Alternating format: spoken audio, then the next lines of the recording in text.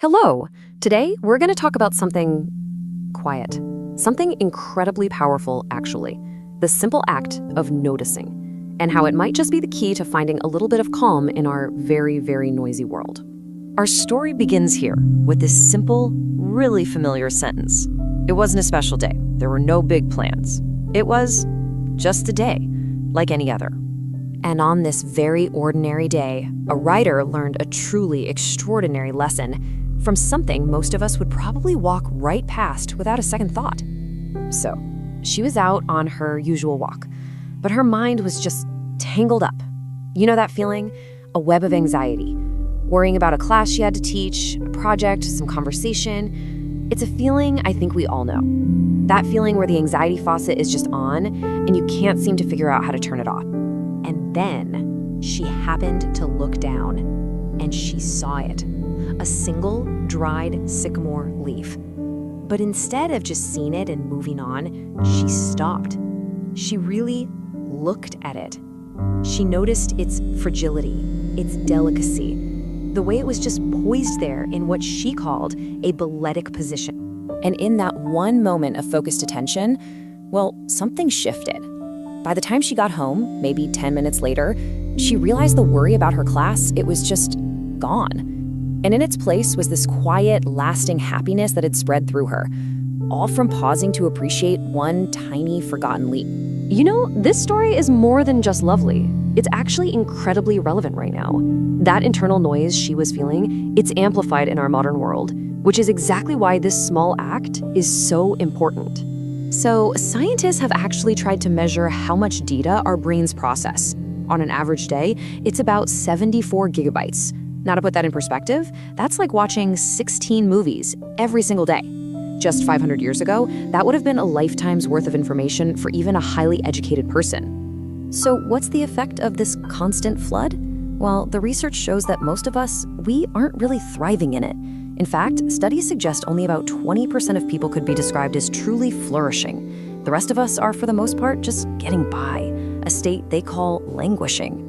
So how does our brain even cope with all this? It has this built-in survival trick. It's called selective attention. It's basically the process of picking out just a few things from that constant flow of information and ignoring all the rest. It has to do this just to stop us from being completely overwhelmed. It's our filter, and it is working overtime. And this brings us right to the solution. The story about the leaf wasn't just a nice moment. It was an example of intentionally using our attention to actively rewire our own experience of the world. This practice actually has a name. It's called mindfulness, and it's really simple. It's just the awareness that comes from paying attention on purpose to what's happening right now without adding a layer of judgment to it. It's about choosing where you place your attention. Cognitive science actually helps explain what's going on here. They say we have two modes of self.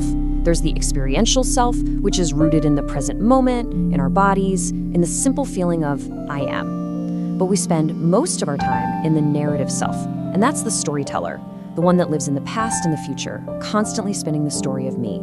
It's where all the worry and the rumination live. So the active noticing of mindfulness, it works through this process of self-regulation. By choosing to control her attention and focus on the leaf, the writer interrupted that whole narrative of worry. And that, in turn, regulated her emotion. The anxiety just faded away. And this started to shift her self-perception from I'm a person who worries to simply I'm a person experiencing this beautiful moment. And this isn't just some mental trick. This internal shift, it has these profound real-world impacts on our behavior.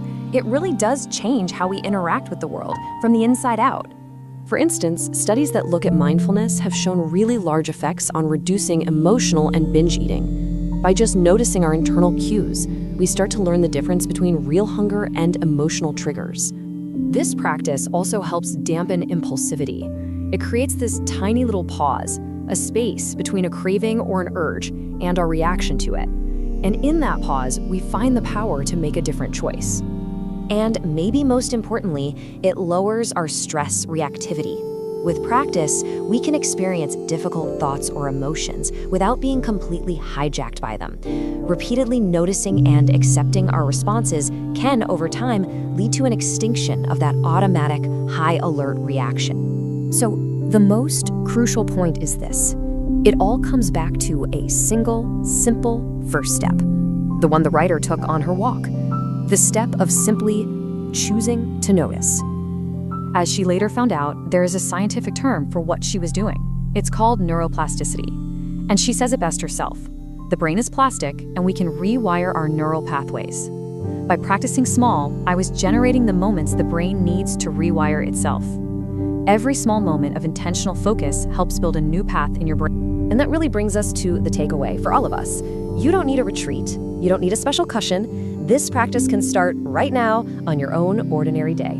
So I'll just leave you with this question. What small moment of beauty will you choose to notice today?